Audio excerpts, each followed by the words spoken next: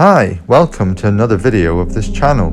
This video has been long overdue as I wasn't planning on making a part 2, but after seeing a lot of requests for a second part, as well as seeing the first part gain some attention in the Rusty Lake Discord server, here we are. In the previous video, we tackled the storyline and lore of Rusty Lake Paradise. In this video, I shall talk about the next game in the timeline, Rusty Lake Roots. It's the longest game in the series, so I'll only be able to cover the first half of the game. I think we should start with the post-game scene, which takes place in a laboratory containing Algius Vanderboom and William Vanderboom, who is presumably who we are playing as in this scene. They are referred to as the Alchemist brothers. This scene presumably takes place in 1860 or 1859, which is 64 years after the events of Paradise.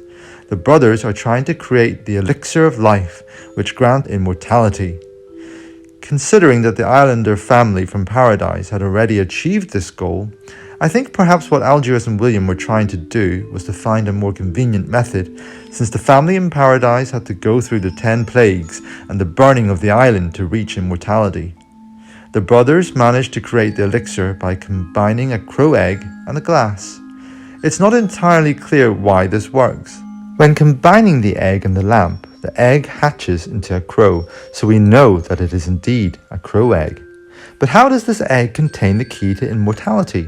That isn't as obvious, but crows definitely have a significance of some sort. A crow egg also appears in Rusty Lake Paradise and shows a vision of Mr. Crow, so they definitely seem important. There are some other interesting combinations in this level. For example, combining a fish and a diamond creates a white cube, referencing the memory game from Cube Escape, The Mill.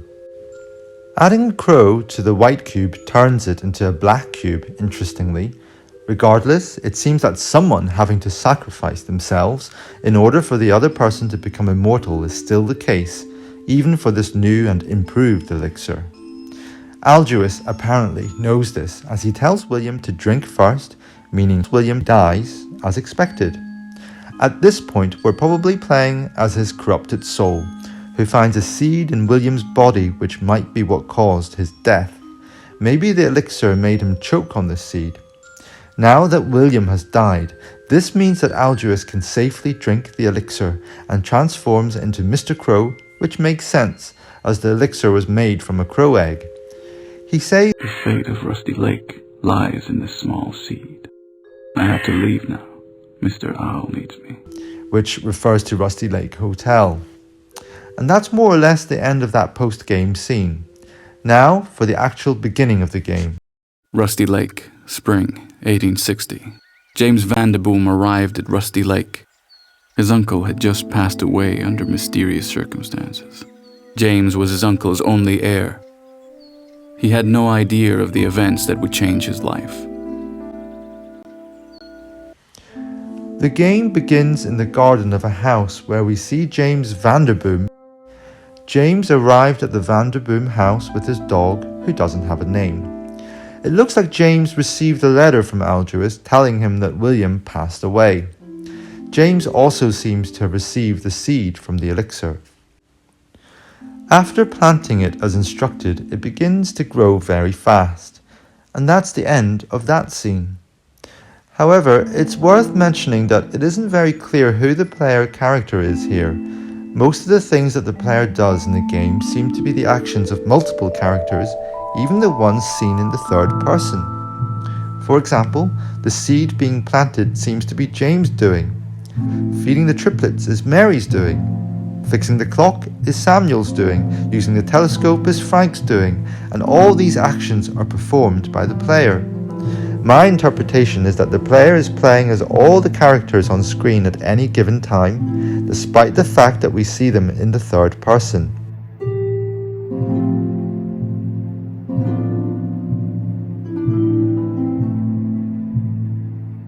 This adds a new layer of interpretation for the game, since now we have to interpret who the player even is from scene to scene. The next level is again set in spring 1860. Despite having inherited the Vanderboom house, James seems to be unable to actually get inside the house. This is the only time we see the outside of the house in the entire game. It turns out there are 3 diamonds scattered around the garden, including one in a crow's nest. Looking through the window of the house, we can see the silhouette of Mr. Crow himself, seemingly keeping an eye on James. After acquiring the 3 gems, James manages to get into the house where the scene ends. At this point, I should mention the layout of the house. Since the location of each scene is always shown, you can see exactly what the layout of the house is. It contains these 5 rooms, as well as a garden and of course the secret lab from earlier, which is now positioned directly beneath the tree. I've given each of these rooms a name so it's clearer where everything is. It's a bit strange that this house only has 5 rooms, especially since 6 people live in it at the same time later on, but maybe there are rooms that aren't shown in the game since we never even see a bedroom, kitchen, or even a toilet. Either way, the next scene takes place a whole season later, in summer 1860. James is in the living room of the house. There is a picture on the wall which shows William's master plan. Despite the fact that William drank the elixir knowing it would kill him, it seems he had a plan to come back to life by collecting 10 family members' body parts and then sacrificing them to the tree. This is why the name Vanderboom is actually Dutch for the words of the tree. After lighting a fire in the fireplace, James falls asleep, meaning that William's soul becomes the player character. He opens the clock, which is essentially a sort of teleportation device, and doesn't function as an actual clock at all. It's never shown how this contraption actually works though, but it already existed in Paradise. After smashing open the clock, William's own dead body is inside. This seems to be a bit of an obscure reference to the very first game by Rusty Lake called Samsara Room. Not the one that came out in 2020, but the old browser version from 2013, where a naked body was also inside a clock.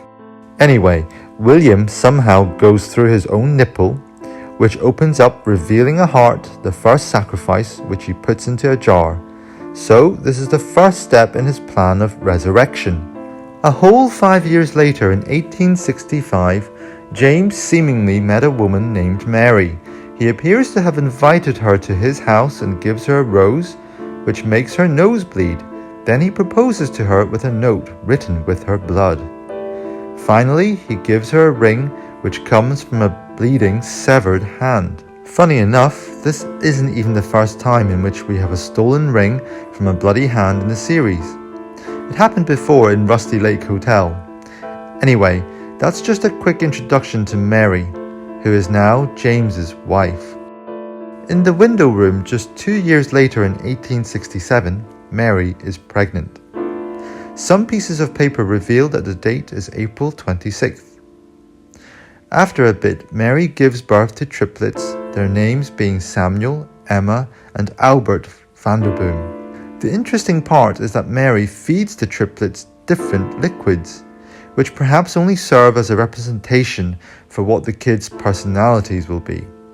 She gives Samuel breast milk, which is a very normal thing to give a baby, which perhaps is meant to represent the fact that he will become the most normal person in the family. She gives Emma rainwater, which perhaps is meant to represent the fact that she likes insects, flowers, and nature.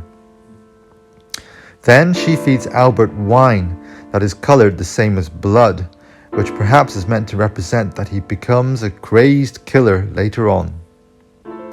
I'm guessing this scene is more symbolic than anything else, but it could also be saying in a much more literal sense that Mary only fed the triplets each of the 3 liquids. But that doesn't really make much sense, so I personally would interpret this scene as being purely symbolic.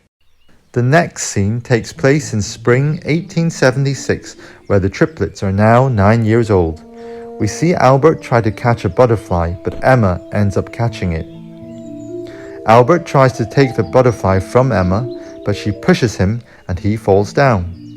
Meanwhile, Samuel, on the other side of the garden, was using a slingshot and hit a beehive, which then falls onto Albert's head while Samuel and Emma laugh. This seems to be a particularly traumatic experience for Albert and seems to become his villain backstory, as seen in his diary from the past within. I also think that maybe Emma and Samuel treated Albert like this on other occasions, which may be why he wanted Emma and Samuel dead even before the beehive fell. Anyway, somehow Albert manages to change the weather, and at that moment Mr. Crow appears in the background. He says that these children's lives will be full of misery, and that is our introduction to the triplets. You might notice that James is missing from this story. That's because he managed to find William's journal, which described the secret lab and also the elixir.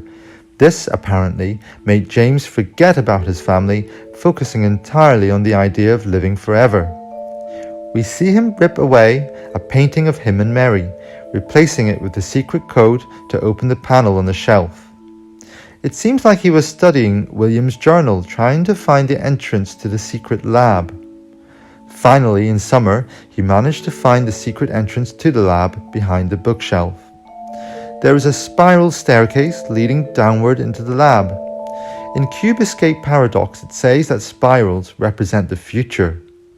Once inside the lab, James wastes no time in trying to create the elixir. Using instructions that were conveniently placed on the wall, he manages to succeed in creating it. Here's the interesting part though. Instead of mixing elements like William and Aldous did, James instead creates the elixir by mixing unknown liquids. I'm not sure why there is this sudden change. Maybe it's just an excuse for the developers to make a weight puzzle. After all, Roots is still a game, so it needs gameplay. There are often unexplainable things that happen in the games for the sake of puzzles or gameplay. For example, why did letters suddenly appear on the chessboard? Why can these grasshoppers only move in one direction? Why were the pieces of this map scattered around the room? How did the tree grow 5 times its size in 3 seconds? These things can't really be explained. They're just for the sake of gameplay.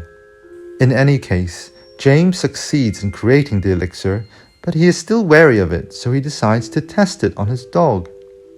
He gives the dog a drop of the elixir and the dog seems fine. It also becomes immortal and becomes a major part of the lore later on. Unfortunately, things don't go so well for James. The instructions right next to him specifically state that one will find enlightenment and the other will find instant death. Since the dog got enlightened, this means that James will die if he drinks the elixir. It seems that James, being so close to his goal, missed the piece of paper right next to him stating this fact.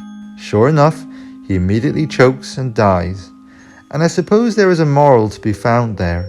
He got so excited by the idea of the elixir that he missed obvious instructions right next to him and died because of it. In that very same season, James is put into a coffin on a table in the shed, which is a wooden structure on the side of the house. Interestingly, in all other images of the Vanderboom house, the shed is not seen at all. I'm guessing it's just a visual mistake though. Also, since there are no characters in this scene who are alive, maybe we're actually playing as the corrupted soul of William Vanderboom. I mean, in that post-game scene earlier on, we were definitely playing as William, and even after he died, we were still apparently playing as William, since Aldous was still talking to us. So we are probably also playing as William in this scene. It's a pretty short puzzle-based scene. Basically, since James is already dead, William decides to use him as the next sacrifice. He cuts off James's tongue and puts it into another jar. And so this is the second step to his rebirth, the tongue of James Vanderboom. And it looks like each of the sacrifices has to come from a different person, which makes sense, I suppose. And thus ends the story of James. At this point, the family tree splits into 3 branches, each one representing the story of each triplet. The left branch represents Emma. The first scene takes place in 1884 and is quite a short scene. Once again, we see her love of nature as symbolized with the rainwater bottle from earlier. She's creating different kinds of flowers with a bee. Then, for some reason, the flowers merge, their seeds go into her clothes, and Emma immediately becomes pregnant. Yes, this is definitely one of the stranger scenes, and I'm not completely sure how this works. My theory is that perhaps it was because of the rainwater, and maybe it's actually something more than symbolism. After all, since the house is at Rusty Lake, doesn't that mean that some of the rainwater would come from the lake as well, thanks to the water cycle? After all, in Rusty Lake Paradise, we saw what happened when the fog from the lake interacted with the island. Strange things happened to the animals. So maybe it would make some form of sense that drinking a whole bottle of rainwater from Rusty Lake would give Emma some strange abilities. Maybe it was actually her who was controlling the bee earlier on. This also contradicts my previous statement that the scene with the bottles was purely symbolic though, so maybe it's something else. Either way, this is how Emma became pregnant at the age of 17. A year later, in spring 1885, we see Albert in his room. He is 18 years old by now. It appears that he has become obsessed with masks. I'm thinking this is probably because of his birthmark, which got way worse after the beehive fell onto his head, and his obsession with masks has something to do with wanting to cover his birthmark. That does add to his character a bit. Also, each mask creates a different weather condition. The blue mask causes it to rain, the white mask makes it snow, and this mask makes the moon appear out of nowhere. Looking outside the window, we see a strange figure in the distance. It looks like Mr. Crow, but looking closer, without the beak, you can see it's actually exactly like a regular human cropped its soul, with a thin neck and an oval head, whereas Mr. Crow is more of a semicircle and has a much wider neck. So maybe it's some sort of a spy, and the beak is just a disguise. After all, the beak doesn't have the usual shimmering lines that corrupted souls have. Maybe it's actually William, since we see him look a bit like that in the new version of Samsara Room. On the other hand, the corrupted soul actually shows the player the code to a safe. So maybe it's actually here to help. Maybe it's the one who put the code there in the first place. There's not much to go off of, so it's hard to say. Regardless, after Albert makes the moon appear, the figure is no longer there, and instead, using a telescope, we see something which looks like a mirror reflecting the room we're currently in. This mirror reflects a corrupted soul holding said telescope, which is surprising. Is the corrupted soul William's?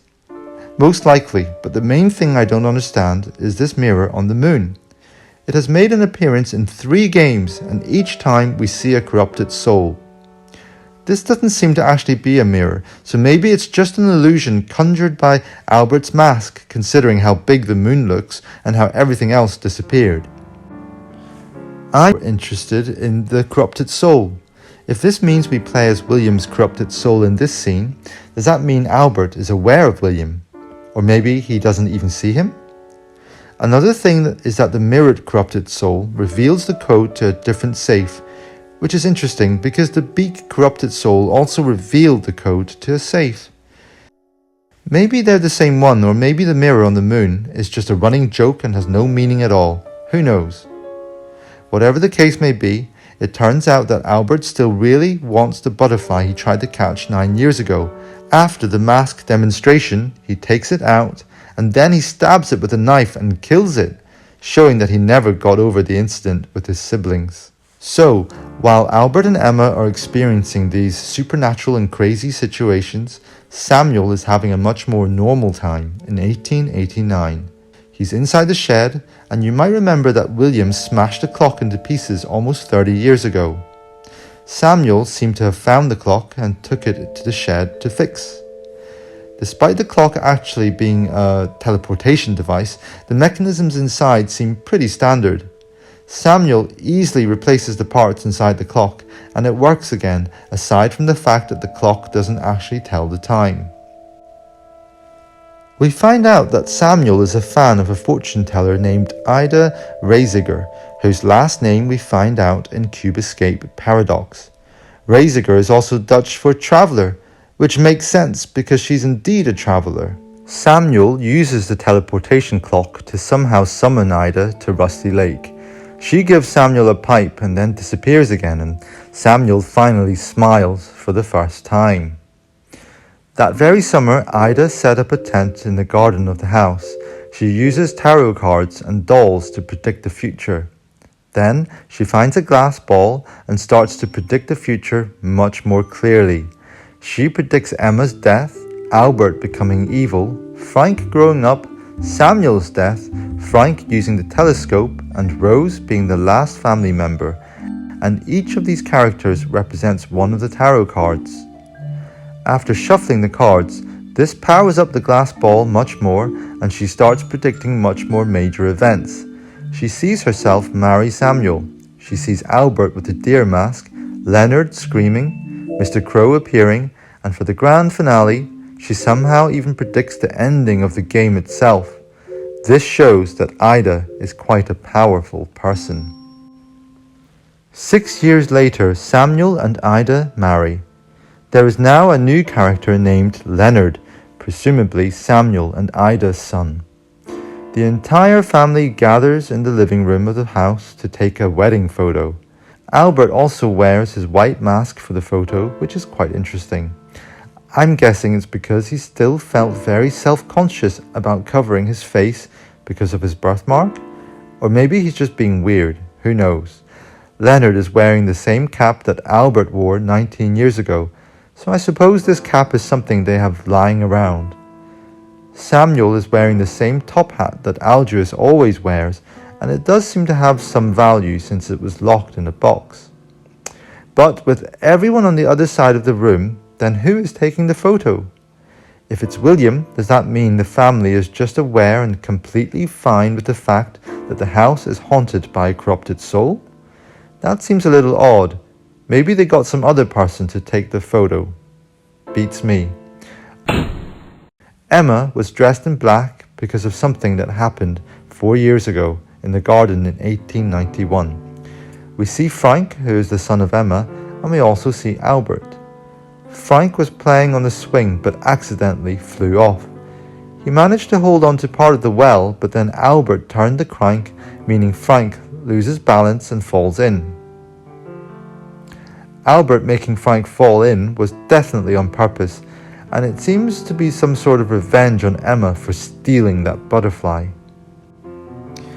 And I do find it noteworthy that Albert needed to wear a mask before making Frank fall into the well. It seems almost like wearing that mask gives him confidence. Maybe I'm just reading too much into it and it's just for the sake of gameplay again, but I still think it represents something. At any rate, once Emma realized Frank was missing, she started dressing in black. The next scene takes place the same year in the window room. All she's thinking about is Frank, and she's even made a memorial to him with the flowers she used to birth him in the first place. It also looks like Albert's plan has worked, as it seems that she's been so worried and stressed about Frank that she physically looked very aged, despite being only 24 years old in this scene. She searches for Frank with a telescope, so clearly she doesn't even know that he's in the well in her front garden. She then writes a letter to Frank and then summons a parrot to deliver it. The parrot is Harvey, an important character in the series, is even the player character in 3 games, and is the only character to have a game named after them. It's also worth noting that Harvey makes a crow sound when arriving at the Vanderboom house. It sounds remarkably like Mr. Crow's voice, which makes sense considering Harvey is a parrot, and parrots sometimes repeat things, and Harvey is quite familiar with Mr. Crow since they both work in the hotel. It's a long story, and we can talk more about Harvey and Mr. Crow when we talk about Rusty Lake Hotel in the next part. So that is the first half of Rusty Lake Roots. If you enjoyed this video, you can leave a comment or subscribe so you won't miss the next part, and maybe even share this video with someone else who might be interested. Thank you for watching.